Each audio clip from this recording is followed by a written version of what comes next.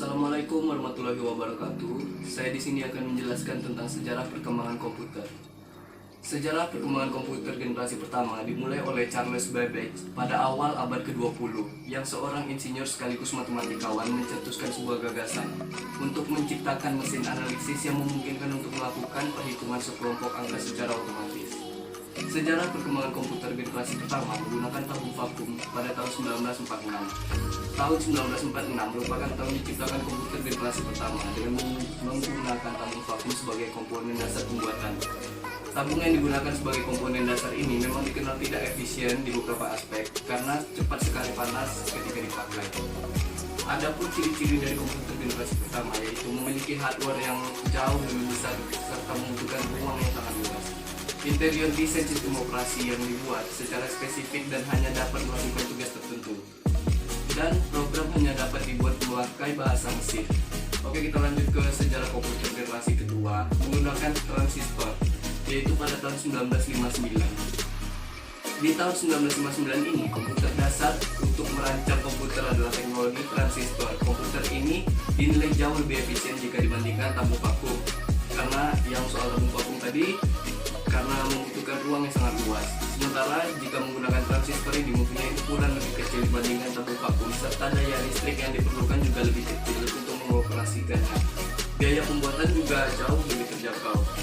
Adapun ciri-ciri dari komputer generasi kedua ini telah menggunakan operasi bahasa pemrograman tingkat tinggi Fortran dan COBOL.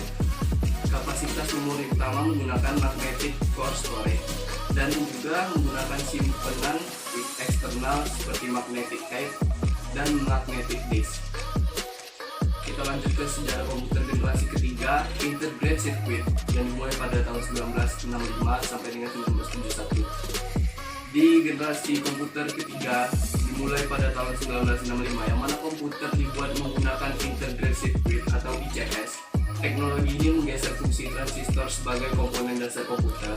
Transistor ini masih tetap digunakan tapi ukurannya lebih kecil lagi. Beberapa transistor yang berukuran kecil tersebut dimasukkan ke dalam IC bersamaan dengan resistor kapasitor. Adapun ciri-ciri dari komputer generasi ketiga ini yaitu listrik yang digunakan lebih hemat. Jadi lebih hemat dari yang dua awal komputer tadi, dan juga software lebih meningkat. Harga makin terjangkau lagi. Dan kita lanjut lagi ke komputer generasi keempat, mikroprosesor pada tahun 1971. Sekarang yang seperti sekarang kita pakai mungkin, atau mungkin sudah jauh lebih canggih lagi.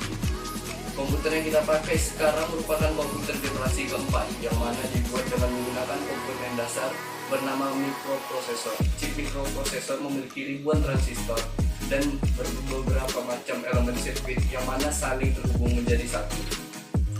Ciri-ciri komputer generasi keempat ini dapat menggunakan LSI atau Large Scale Integration, sudah memakai semikonduktor dan mikroprosesor yang berbentuk seperti chip untuk memorinya. Dipasarkan pada sektor perorangan. Jadi ini sudah dipasarkan di sektor perorangan, ya, bisa dipakai untuk semua kalangan. Dan generasi kelima ini sudah mulai digunakan sekarang, yaitu artificial intelligence.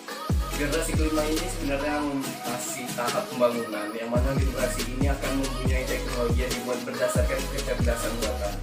Ciri-ciri komputer generasi kelima ini, komputer masih menggunakan teknologi LSI, namun akan banyak mengalami proses pengembangan, memiliki fitur yang terus berkembang setiap tahunnya, dan semakin cepat dalam pemrosesan informasi. Baik, saya rasa sudah cukup semuanya untuk sejarah perkembangan komputernya. Mohon maaf kalau ada salah, mungkin